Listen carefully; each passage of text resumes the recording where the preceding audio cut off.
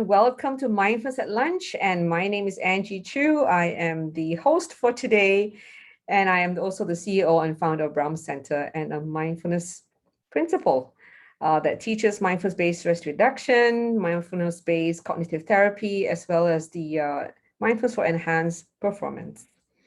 So today, I'm going to just say a few words before I start our mindfulness practice. Now, when we are feeling unhappy, a lot of times it's because we have a lot of thoughts going through our mind that are negative in nature. And this is the result of perhaps hearing something that we don't like, or even hearing something that may be targeted at us that may be deemed to be threatening. And then our mind replays those words over and over again. So I too get my fair share of people saying things that I may not like to hear, or even I got cursed at last Friday when I was asking someone to queue up. So I noticed that when I don't have judgments on these words that are spoken to me, they don't replay in my mind. They may crop up from time to time, and I notice how weak those thoughts are because I don't have judgments on them. Judgments would be like, how dare he say that to me? Wow, that was horrible. Oh, that was really unjust. Oh, it was so uncalled for. That is so unreasonable. So these are judgments. So when we have such negative judgments on any of these things that are said to us, then the mind will keep replaying them for us to kind of remind us of the threat, of the situation that may have posed to be considered dangerous or undesirable. So it's like warning us to keep staying away from the same person or the same situation. And this ends up instilling a lot of fear in our mind. And then it causes our body to tense up because we are reacting to that fear. So by not putting judgments on what was said to us, after all, they've already been said, and instead to even view the person with a sense of compassion, because that person must have been very upset, must have been very angry, and therefore being consumed by the emotion of anger, that he becomes toxic or toxic in his words. And that is really a hijack of the part of the brain called the amygdala. So when we understand what is actually happening in his brain and in the body, then is to have compassion. Says, oh, wow, poor guy, he must have been really burning in just that one statement. And as a result of that, he retaliates by being very mean and toxic with his words. Is to not let those words burn into our memory. And you will notice that when you don't keep replaying something in your mind, after a while, those thoughts will stop coming and it fades from the memory. So if you want a happier life, it's training our mind to be more present and to let go of undesirable thoughts. That is why we do this mindfulness practice on a daily basis, not once a week or twice a week or just 3 times a week, but every day, because it builds up the muscle in the brain that helps us to be able to just come back to the present moment, having the awareness that, oh, this thought has come up again, and to know how to let it go. It's like learning how to cycle. Once we learn how to cycle, we know how to stay on track. So even if the path may be bumpy, we know how to rebalance and keep our body and the bicycle in balance to keep going in the right direction and not falling off. So some of you may have known that I only started learning how to cycle properly last August. And during that time, I was terrified being on the bicycle because I was so afraid of falling off or even banging into someone or hitting somebody. And I had to train not just my body, but also my mind. The connections between the brain and the body have to be wired in order for my brain to know how to get the muscles to coordinate, to rebalance at every moment to keep the bike upright. So that's why we do mindfulness practice, to keep the mind aware. And that when we notice any of these thoughts that are just going to consume us, is to know how to let it go. So mindfulness, as defined by John Kabat-Zinn, is paying attention on purpose in the present moment, non-judgmentally. So it's not that judgments don't come up in our mind. It's just knowing how to let go of the judgments. And then we let go whatever happened from the memory. And that's how we stay in the present moment. So let's do the practice now. And those of you who may have some pain or aches in the body, I would suggest to you to focus more on that area that you are experiencing pain sensations. And just breathe very gently into that area and notice how it changes the muscle tension that is present there, which is what is resulting in what we call pain. Okay, so let's start. So first, let's just rotate our shoulders and release some of the tension that may be present there. So let's pull our shoulders back, take a deep breath, and roll them forward. And 2 more times. If you feel they're a bit stiff, doing it every day is going to help you make them more supple. And now let's rotate the other way around. Roll them to the front and up and to the back. Good. Drop your chin to the chest and do 2 gentle rotations, respecting how far your neck allows your head to rotate. And after 2 rotations, do it very gently and slowly. Change direction. You can always do more, but 2 would be the minimum. Good. And now let's just bring our hands together and push them up to the ceiling. Align this body to be upright to the arms. Feel the side of the arms next to our ears. Straighten the elbows. And then the spine being decompressed. Wow, my vertebrae feel so happy. By lengthening the spine, there's more space between vertebrae.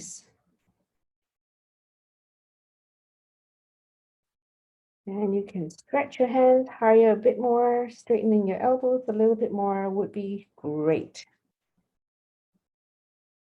And slowly lower. Wonderful. And you can always start off with the practice of focusing on the breath by using the counting method. Breathing in 1, 2, 3, 4, 5. Breathing out 6, 7, 8, 9, 10. When you breathe in 1, 2, 3, 4, 5. Breathing out 6, 7, 8, 9, 10.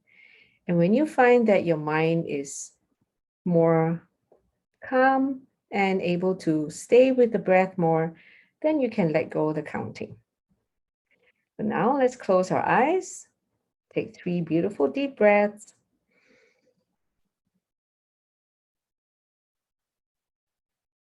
And each deep breath, feeling a sense of gratitude. Wow, this breath is keeping my body alive and nourished.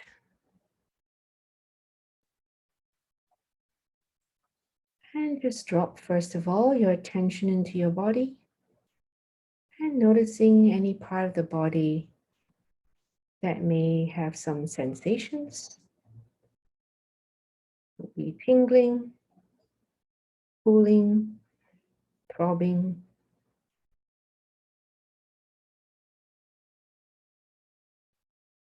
You may even notice pulsating sensations. Be curious about your own body through sensing,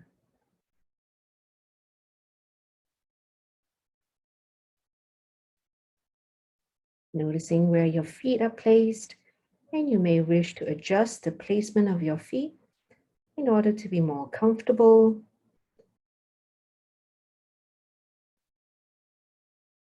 Noticing where your hands are placed, and rest your palms on your lap. May be more comfortable if they're not on the lap at this point in time.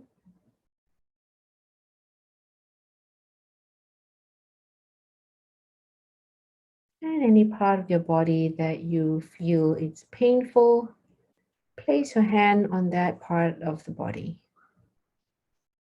and breathe into that space between your hand and the area that you notice pain.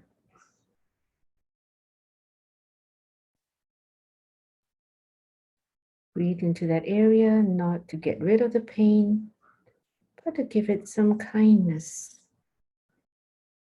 care, and its kind attention.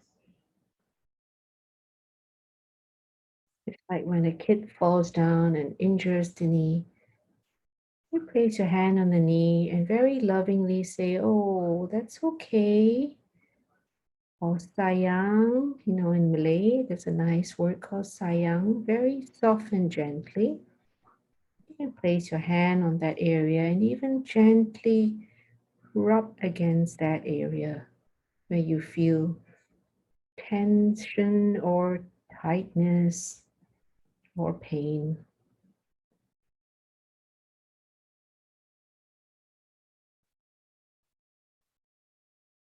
Now, if you like, you can just drop into your breath if you have no areas of pain.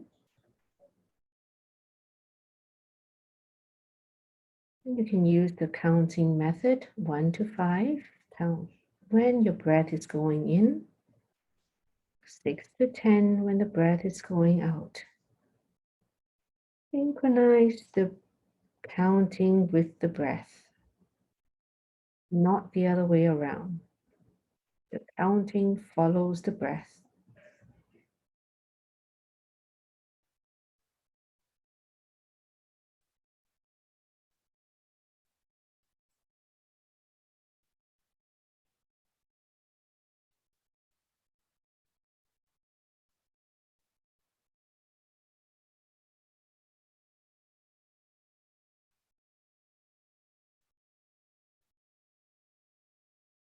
If you notice thoughts arising or your mind wandering, that's normal and it's okay. This is an opportunity for you to train up the awareness and just bring your focus back to the breath.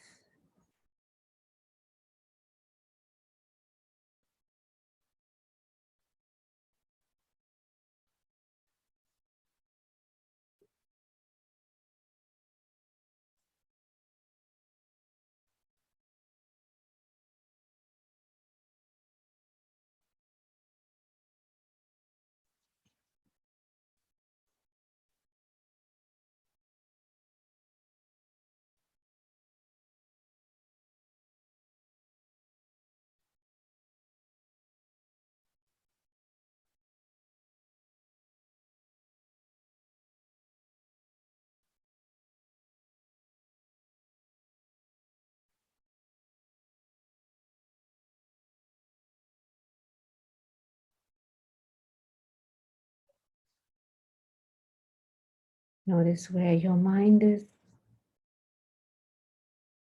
and gently reconnect with the breath if it has wandered off.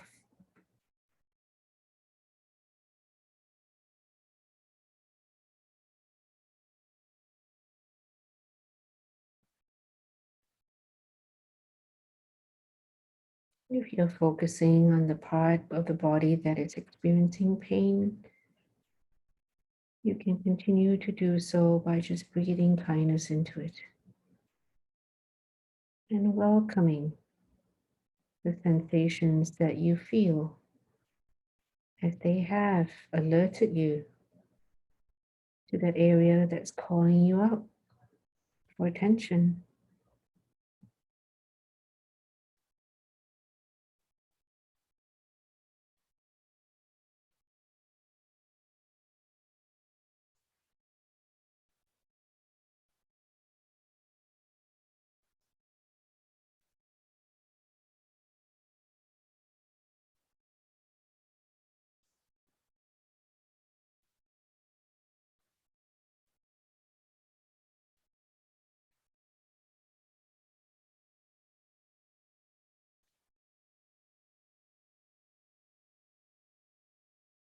Whatever sounds that are around you, use that as a moment of practice. That you notice your mind being distracted, and you just very gently reconnect with the breath.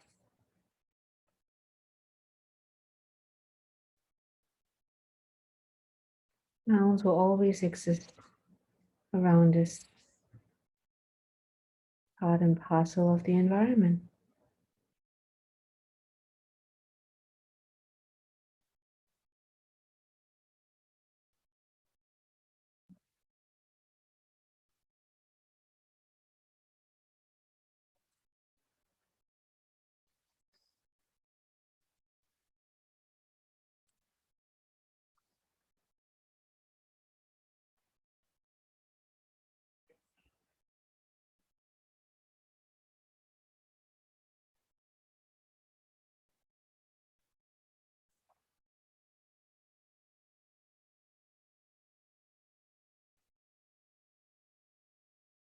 If your thoughts are still coming up rapidly, then use the counting method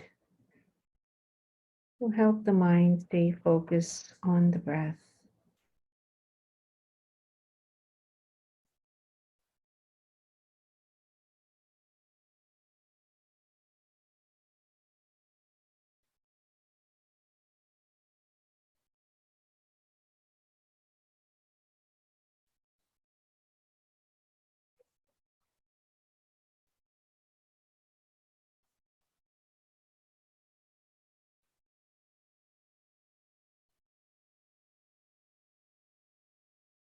And now, as we're coming to the end of this short practice,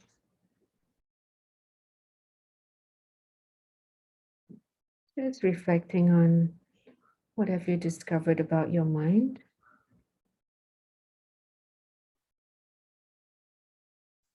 and your body, and making a commitment to yourself to do the practice daily. And if you've never taken a course or need a refresher, sign up for one to invest in your own well-being.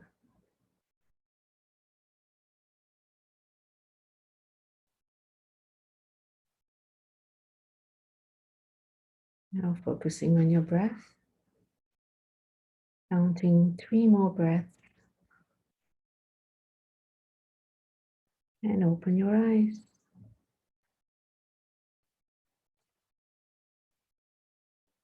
Okay, how was that for you? And someone who mentioned about pain, what did you discover about that area where you have been breathing kindness into it?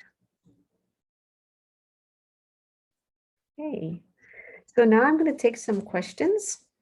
So that's one from Miss Chu. I would like to ask whether can help with job leavers on how to practice mindfully when self-doubts kick in. Yes, absolutely.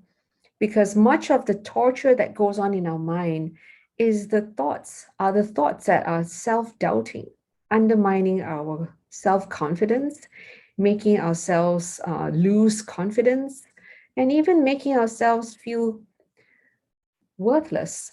So that's how powerful thoughts are that go on in our mind.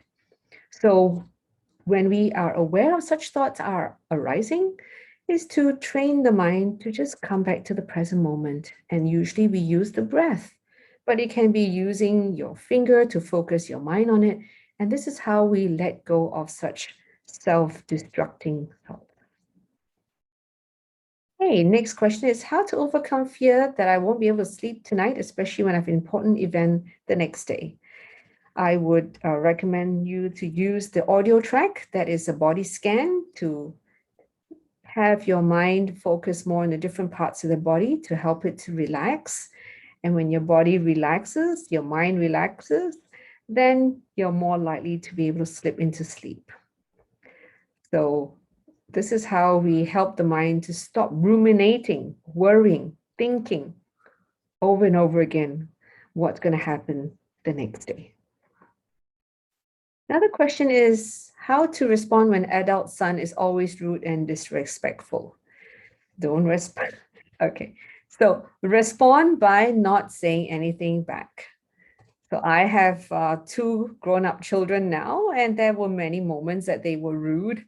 So it's to let go of the judgment, oh, so rude, or so ungrateful, or so unappreciative, because these thoughts would just fuel a sense of indignant, anger, frustration, even resentment.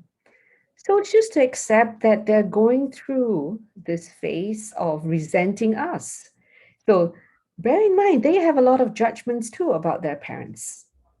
Maybe they think that we are naggy, we are bothersome, we are always prying into their life, asking questions that are not necessary, and that builds up resentment in their mind.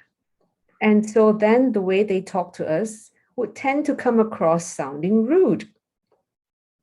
So even when I have a meal with my kids, I have to be very sensitive to what questions I am to ask.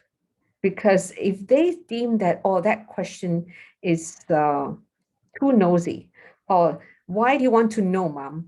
Then I would just let off. Because after all, having quality time with them is to engage in conversation that we can both enjoy. And if they say let off, then I just let off.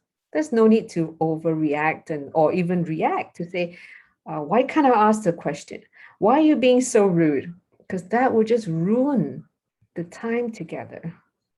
So as we are older, and instead of making more demands, is to make less demands. Better still, no demands. If we would like them to do something or join us for something, is to propose an invitation instead of demanding for their attention. And then accept whatever that they choose to respond with. Okay. Wonderful, Aileen, that you have no pain in your body. That's great. And thank you for the compliment to many of you here, sharing how this has helped you. Okay, one question here is how to keep myself unaffected when my hard work is not being appreciated by my bosses. Go back to your employment contract and check whether the payment for your work includes cash and also appreciation. Well, in the contract, I'm pretty sure it just says you're paid a certain amount every month. We are paid for the job, so just do the job. If they show any appreciation, that's a bonus. So let's do what we are contracted and committed to do. When we have expectations for appreciation, for a good word, for a kind word, then we're just setting ourselves up for disappointment. So let's not torture ourselves for that. Okay, a question here is there a link for today's session? Yes, I will be posting it up by this afternoon. Thank you for the comment. You stopped, refocus, and that was what you needed. Okay. And thank you for the compliment, all the ones that have come in. All right. A few more questions have come up. Would being imperfect point us to the direction of doing a slipshod job? I don't think I do a slipshod job. I just know that there are times when I slip up and I'm just being human. I don't need to score 100% in whatever I do. 80 to 90%, I'm good enough and I'm happy. And whoever is there knows that I'm giving my 100% in that moment in time. But the whole duration, I may not be 100% every moment. So I'm not going to put such a high target for myself and then put stress on myself. Yeah. So consider that. It's like if you have a helper at home, so expect, okay, they're just going to do 80 to 90% instead of 100%. Everything has been done immaculately. Because when we have that kind of expectation, then we become very hard, and then sometimes we can be very mean. This person is not a robot, it's a human. So I actually bought a robot because I no longer have a domestic helper. And even the robot gets stuck sometimes, or doesn't do a certain area as well. And just to accept that. And then I'll be happier. Okay. My relationship partner and I are having this bout of toxic brain playback now and again. Can this be permanently erased? Well, please start by being kind to him or her. And once you put a lot of kindness into the relationship, the kindness will grow. The question here is, did you manage to learn to cycle? Yes, I did. My fear of poor balancing has kept me from learning it. I'm in my 50s. Well, last year I was 57, so you're never too late to learn. Okay, another question is, after retirement, I can only sleep 5 to 6 hours. Is it normal? Afternoon, I feel like naps. Is it boredom or non-accomplishment? So if you want to sleep longer, you need to give up the naps, because if you continue to have the nap, then you will continue to feed the cycle of only sleeping 5 to 6 hours at night. So don't feed a habit, because if not, it will become permanent. I would recommend you to do a mindfulness-based therapy for insomnia, because that is actually very helpful to prevent insomnia, because understanding how to manage your sleep cycle clock. Okay, where will I be posting the link today? In the Brown Center YouTube channel. So I will give you that YouTube channel. You can go and look up all the previous YouTube videos have also been recorded and kept up there. Can mindfulness meditation help anxiety? What do I do when anxious thoughts keep coming during meditation? Okay, I don't think I can just give you a one-liner, because there is probably a habit of these anxiety thoughts coming. So I would really recommend you to do a foundation course first, and then do a mindfulness-based stress reduction or a mindfulness-based cognitive therapy. So start the journey now, do a practice every day. If the thoughts come up, open your eyes, and instead of continuing, if you're not guided and you haven't gone through a proper course to learn how to manage anxious thoughts. Okay, so with that, thank you everyone for joining me today, and have a great week ahead. I would say be in the present moment, less judgments in the mind, and you will have more happier moments than otherwise. Take care and see you later in the week. I believe I will be signing on Thursday. Between now and then, there will be Eric and Lily. Take care, and don't forget to register for the Asia Pacific Mindfulness Conference, because the last day for the free passes is on 30th of June, and please let all your friends know so that they too can benefit from it. So I've put the link up there for you again. Take care, everyone. Bye-bye.